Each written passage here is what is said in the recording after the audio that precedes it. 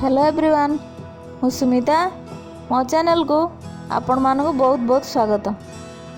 कलरा और कलरा पत्रर उपकारिता आपण माने जानी छंती। आज से कलरा पत्र को नहीं मु गोटे नुआ रेसिपी बनैबी जार ना हला कलरा साग।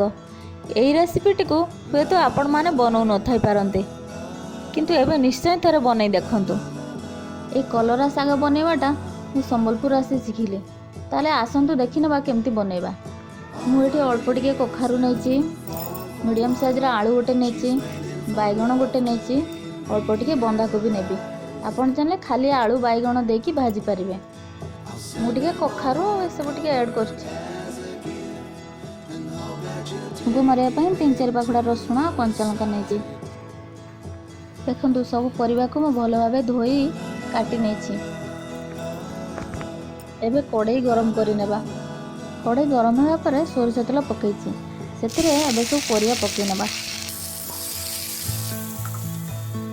स्वाद अनुसार लुण आ अल्प टिके हळदी पकई ताको हल्का भाजी नेबा। परिबा भाजीबा भितरे आगरु धोई रखिथिबा कलरा साग को मु भलो भाबे काटी नेले। मोटे रसुण को छेची नैछि आ कंचा लंका को काटी नैछि। देखि नेबा परिबा सिझिलाणी कि नाही। एठी देखंतु आम परिबा सिझी होई गलाणी। एबे सेतिरे काटी रखिथिबा कलरा साग को पकेबा आ भलो भाबे मिसई नबा।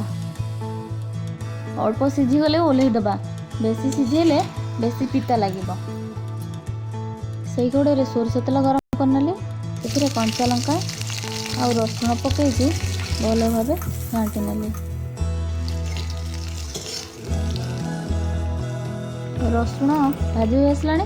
एबे सेतिरे सब परिया पकेइछि भलो भाबे मिक्स कर नेबे। एबे हमर कलरा साग प्रस्तुत हो जाइछि। ए गरमा गरम कलरा साग को आपण भात किंबा पखाळ सहित खाई परिबे। आपण निजे बने के खांतु आ अन्य मान को खुआंतु। केमिति लागिला मते जणांतु। जदि मो वीडियो आपन को भलो लागछि आ किछि नुवा शिखुछंती ताले लाइक शेयर सब्सक्राइब करंतु। आगो को एमती नुआ नुआ वीडियो नहीं मु आपण मानक पाखको आसीबी, तेणु मो चैनल को दया करी सब्सक्राइब करनियंतु।